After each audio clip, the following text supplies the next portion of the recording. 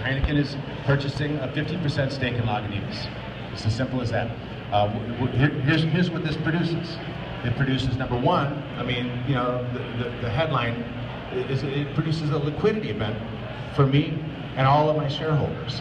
And these are people who've been sitting on, you know, an investment, their money they lent me back in 1998 with zero return except cases of beer on their birthdays and when they had barbecues and stuff for all of those years. Very trusting. But you know, everything has its limits. The business gets big, you will feel the same pressure at some point if you succeed with your business, that they want to start to see something coming back because they can see that the company is certainly feeding itself. So that's a real thing. I'm 55, you know, I mean, you know, it's like, you know, if you, what's the movie, Rumblefish, you know, there's a scene where Tom Waits is cleaning the table and he goes, yeah, you know, when you're young, you can do anything, you're gonna live forever. And then one day you look up and you realize you got, what, 20 good summers left. You start thinking about it. It's not ephemera, you know. And so it's like, well, you know, what do I want to do the rest of my life? You know, I want to do something fucking exciting, and the business itself is exactly that. And so I want to see the world. You know, the things we all have done here in the United States is lighting up the beer communities all around the world. And why not go out there and participate with it? So there's the headline thing of the liquidity, but you know what? We were able to kind of wait long enough that I got the value of the business so high that we only had to sell half of it.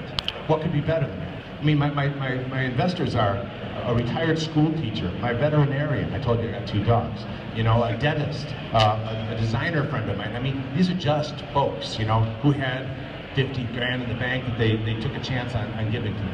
So this is nothing, this feels better than anything in the whole world to do that. But we only had to kind of trade half of the company for that. But when I began this process, I told myself that the first thing would matter most. The primary consideration was structure. And if I could get the structure that I wanted, then all of my employees would have careers with opportunities that would have been otherwise undreamt of before that. That the company would have a trajectory into the future, the brand, and if I'm lucky, when I'm cold and, you know, pushing up the daisies myself, my name will somehow be out there in the world, still, you know, prevailing. Legacy is a great thing, and so wanted to do something that had enough imagination to it that I could set a 50-year growth scene for everybody that works for the business. I don't expect to be 105. So it means, I think, that long beyond my duration here, the business is going to have growth opportunities.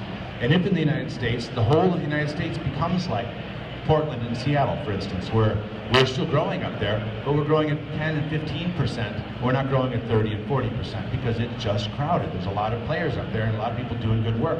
So what happens when the whole country becomes like that? Also, Lagunitas, at some point down the road here, like most of us, will get pushed down to single-digit growth because it's just crowded. But I'm going to be selling beer in Belarus. I'm going to be having a great time in Mongolia. You know, they have 23 brewing facilities in India.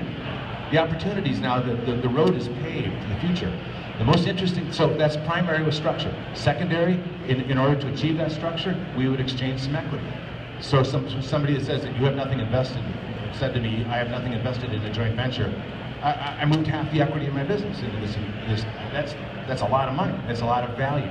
And in exchange for that equity, money would come to us. So money was tertiary. And I'll say that till the day I drop off. The money was good, and what the money showed me, though, more than anything else, was the duration of the vision that the partner had for the investment. If they were only willing to pay a small chunk, it means they needed to make it pay on the next quarterly analyst call. If somebody like Heineken came in with a big number, it meant they were looking 10 and 15 and 20 years out. They were looking, the senior people there, they're looking beyond the time of their own careers.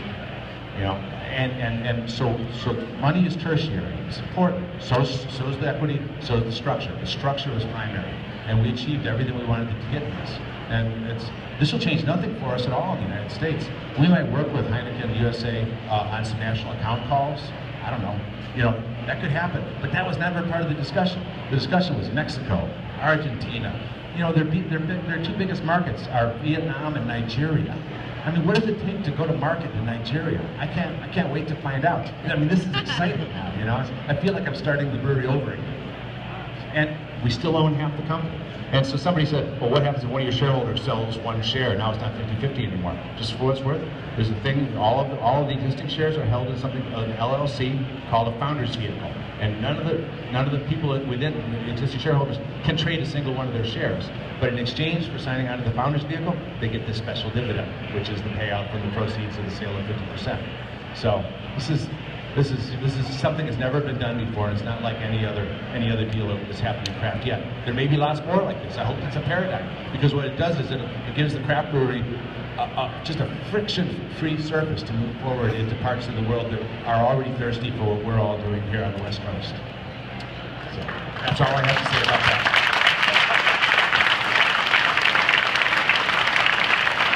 Thank you very much. Thank you.